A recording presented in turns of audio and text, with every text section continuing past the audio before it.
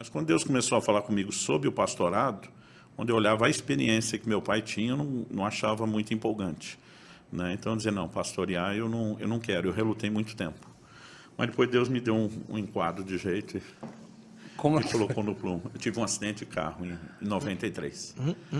Aquilo me fez parar toda a agenda, porque assim, eu fui para uma UTI com traumatismo craniano, ninguém sabia qual era o estado. Então, Essa cicatriz aqui tem a ver? Ia perguntar agora. Tem.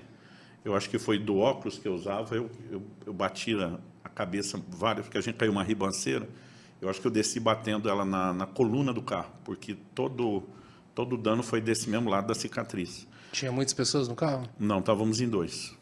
Ninguém... Não, né? Tá.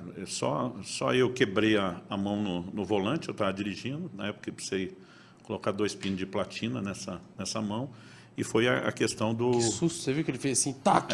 Eu já falei, cada vez que eu lembro, eu aperto, ele estala.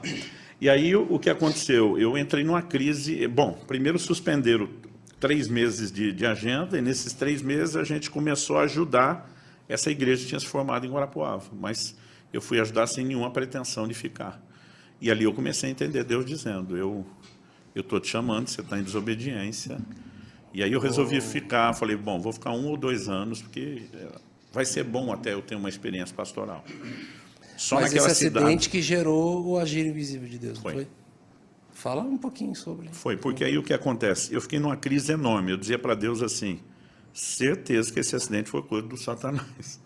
Aí eu dizia para Deus, mas ele só pode tocar com permissão, ou minha ou sua. Eu dizia para Deus, nós 2 sabemos que não fui eu. Nossa! Eu dizia, eu recorro ao Supremo Tribunal Celestial, eu apelo em última instância. O senhor sabe que eu não pequei, eu não dei brecha. Se é com a gente, não, tá bom. Sou eu também. Só que Deus não respondia nada. Foi 1 ano e 3 meses de silêncio. Total? Total.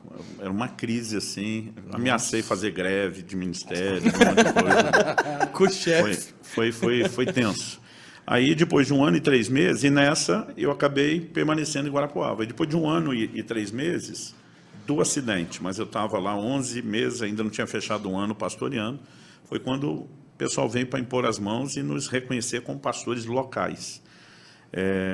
Nessa ocasião, um dos pastores da equipe, você conheceu o Francisco, partiu para a glória no ano passado. Cara, o Francisco, que botou a mão na minha cabeça, ele teve uma visão aberta, um anjo de Deus. Viu como vocês estão me vendo e ouviu como estão me ouvindo. E o anjo falou para ele. Primeiro apontou para nós os 3, porque 2 dos 3 eram solteiros.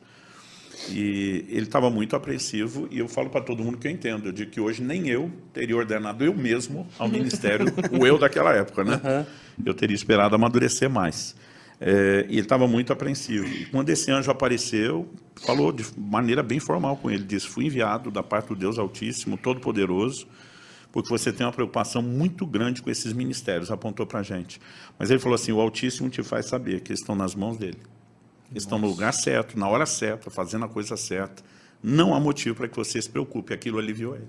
Mas daí ele apontou o dedo para mim, o anjo falou, quanto porém é esse? E o caldo entornou para o meu lado. Quanto porém é esse? Quanto porém a este, ele disse assim, ele é rebelde. E ele não aceita o tratamento de Deus na vida dele. Te chamou de rebelde. Nossa, velho. Doeu, velho. Para Daniel, o anjo aparece, chama de homem muito amado. Para Gideão, homem valente. Falei, para mim, só um rebelde. Me rebelei para provar que não era rebelde, mas não adiantou. Davi fez o que fez e ainda é segundo o coração. Eu sou rebelde. Não, foi doído ouvir aquilo. Apesar que ele não falou isso na hora. Sim, na hora ele entregou uma palavra isso? E depois eu fiquei impressionado que a palavra era muito precisa, eram segredos do meu coração. Falei, velho, que palavra profética foi aquela? Eu falei, você falou, não estava profetizando. Eu falei, como não estava profetizando? Aquilo, ele falou, não falei que não era Deus falando, mas não estava profetizando. Ele falou, só te repetiu o que o anjo me falou. Só para entender, vocês estavam todos juntos no mesmo local ou não? No mesmo local. No mesmo local. O anjo apareceu só para ele? Só para ele, só ele que viu.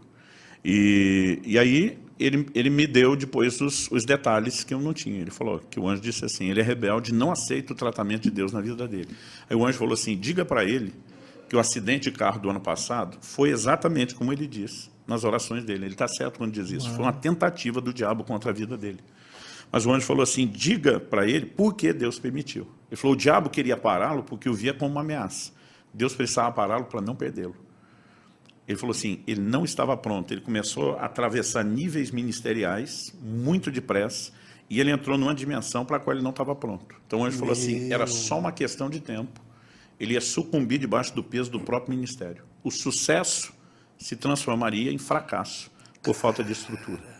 Então, ele falou, Deus precisava pará-lo para não perdê-lo. Aí o anjo falou, nos próximos anos, Deus vai tratar profundamente com ele antes de liberá-lo para voltar ao lugar do chamado.